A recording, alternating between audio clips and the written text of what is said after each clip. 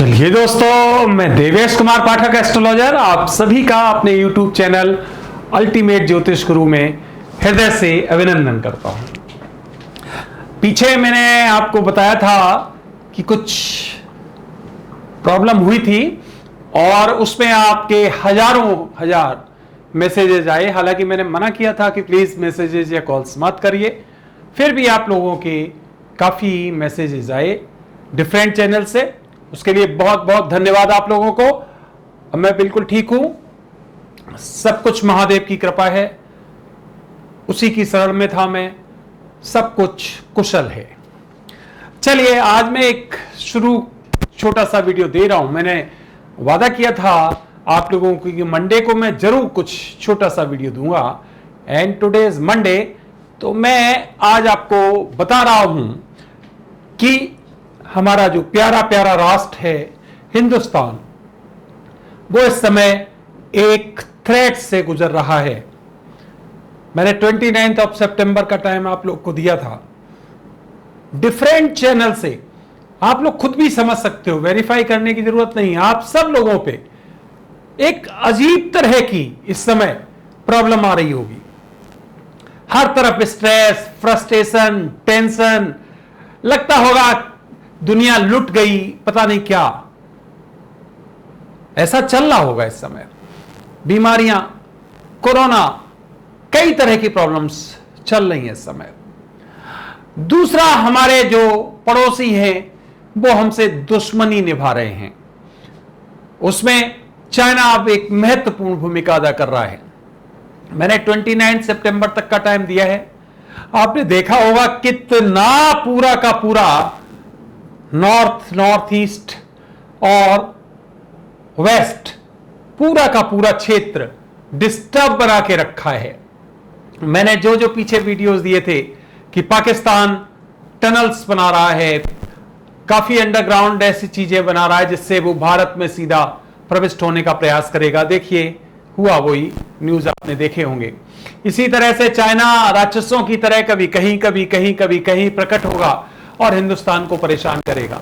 आप देख पा रहे होंगे, कभी अरुणाचल प्रदेश में, तो कभी लद्दाख में, तो कभी और पाकिस्तान और इंडिया के बॉर्डर पे दिखाई देती हैं उसकी गतिविधियां। वही चल रहा है। चाइना भारत को स्टेबलाइज नहीं होने देना चाहता है, वो इसको इन मुसीबतों में फंसाए रखना चाहता है जिससे कि इसकी आर्थिक गति रुके। और इसके लिए अब ध्यान रखिए, बहुत ही महत्वपूर्ण हमें हिंदुस्तान की सरकार को प्रयास करना पड़ेगा, क्योंकि वो चाहता है कि जगह जगह पर इनको इन्वॉल्व रखा जाए। अब बड़ी संख्या में जब हमारे बड़ी संख्या में रिसोर्सेज वहां पे लगाए जाएंगे, तो आप समझ सकते हो कि हमारी प्रोग्रेस रुकेगी, क्योंकि इस पर बहुत पैसा खर्च होता है। आसान काम नहीं होता है। इधर से उधर मूवमेंट करना सेना का आसान आपको लगता होगा, पर यह बहुत टिपिकल है। इसमें बहुत रिसोर्सेज की आवश्यकता होती है। तो अब वो रिसोर्सेज वो वहां पर खराब कर रहा है हिंदुस्तान के। यह उसकी एक नीति है, उसकी एक कटु नीति है इंडिया के लिए। तो वो ऐसा करता रहेगा, परेशान करता रहेगा। कभी कहीं प्रकट होगा, कभी कहीं प्रकट होगा, कभी कहीं प्रकट होगा, और हिंदुस्तान के जो आर्थिक रिसोर्सेज हैं उनमें और ज्यादा दिक्कतें आती रहेंगी। इसके दो ही रास्ते हैं। पहला रास्ता बातचीत के जरिए, तो बातचीत के जरिए चूंकि वो बेईमान है और उसकी एक्सपेंशन की नीति है, मानेगा नहीं। आप समझ सकते हो कि भारत या हिंदुस्तान के लोग आज जाते हैं मानसरोवर, वहां पर हमारे जो है ईस्ट, वहां शिव जी, उसके दर्शन करने जाते हैं। तो सबसे सोचने वाला प्रश्न यह है, आखिर हमारे ईस्ट वहां क्या कर रहे हैं, वहां क्यों? इसका मतलब आपने कब्जा किया है हिंदुस्तान की जमीन पर, तभी तो आपके कब्जे में है वो पूरी की पूरी क्षेत्र। 1962 में आपने कब्जा किया हिंदुस्तान की जमीन पर, इसीलिए हमें आपसे परमिशन लेनी पड़ती है अपने ईस्ट के दर्शन करने के लिए। इसका मतलब आपके अंदर बेईमानी भरी पड़ी है, एक्सपेंशन भरा, विस्तारवाद भरा पड़ा है। आप बातचीत से नहीं मानने वाले, क्योंकि आपको तो और चाहिए और चाहिए और चाहिए और चाहिए और चाहिए। जितने भी पड़ोसी देश है सबसे और चाहिए। मैंने जब इसकी कुंडली का विवेचन किया था चाइना, बहुत विस्तृत विवेचन किया था, पढ़ा हुआ है, आप जाके देख सकते हो कि चाइना के इनबिल्ट नेचर में यह है एक्सपेंशन, बेईमानी, लोगों को परेशान करना, अब तरह तरह की बीमारियां फैलाना। ये कोरोना उसी की गिफ्ट है, मैं आपको पहले ही बता दिया था। तो इस तरह से अब हिंदुस्तान के फाइनेंशियल रिसोर्सेज को वो खराब कर रहा है, इसमें और ज्यादा दिक्कत पैदा कर रहा है।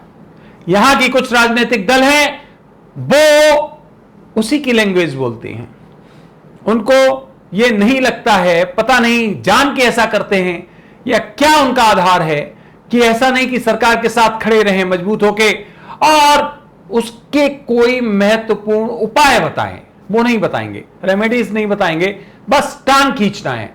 ऐसा किया तो क्यों किया, ऐसा किया तो क्यों किया, ये हो गया तो क्यों हो गया, ये हो गया तो क्यों हो गया। आपके पीछे आपने जो जो काम किए हैं 70 साल में, वो क्यों हो गए? आज इस परिस्थिति में क्यों है हमारी सेना, एयरफोर्स? इसको आज तक के एडवांस क्यों नहीं टेक्नोलॉजी के हथियार मिले? क्यों हम 1962 में नहीं जीत पाए? क्यों उसके बाद चाइना के साथ हमने अपनी जमीन को वापस नहीं ले पाया? ये सब है। किसी के ऊपर फिंगर करना, किसी की आलोचना करना कोई अच्छी बात नहीं है। आखिर उस पर देखिए ऐसा क्यों हुआ। तो फ्रेंड्स, 29 सितंबर तक का काल बहुत खराब है, इसके बाद का भी कालखंड बहुत अच्छा नहीं है। मैं बता चुका हूं कि यह दशाब्दी बहुत खतरनाक दशाब्दी है, और 2020 तो मैंने बताया था खूनी, 2020 ब्लडी, और देखिए वही घटित हो रहा है। जिस दिन से यह शुरू हुई है, इसने वो हाल कर दिया है दुनिया का कि आज व्यक्ति अपने आप को सुरक्षित महसूस नहीं कर पा रहा है। उसको हमेशा यह सुरक्षा की भावना है, उसको जीवन। मेरे पास ऐसे लोगों के कॉल्स आते हैं, ऐसे परेशानी के कॉल्स और मैसेजेस आते हैं कि हमें तरस आता है, गुस्सा भी आता है, खींच भी आती है, लेकिन ये सब होना है, ये सब कालखंड का हिस्सा है। ये हमें मिलकर झेलना पड़ेगा, इसको हमें टॉलरेट करना पड़ेगा, इसे हमें जीना ही पड़ेगा, कोई शॉर्टकट नहीं है इसका। तो भारत, हमारा प्यारा देश, इस समय थ्रेट में है अनडाउटेडली, और चाइना और पाकिस्तान मिलकर प्लानिंग लगातार कर रहे हैं, जो मैं पहले कई बार बता चुका हूं आपको। वो प्लानिंग उनकी लगातार जारी है। हमें बहुत होशियार रहने की जरूरत है।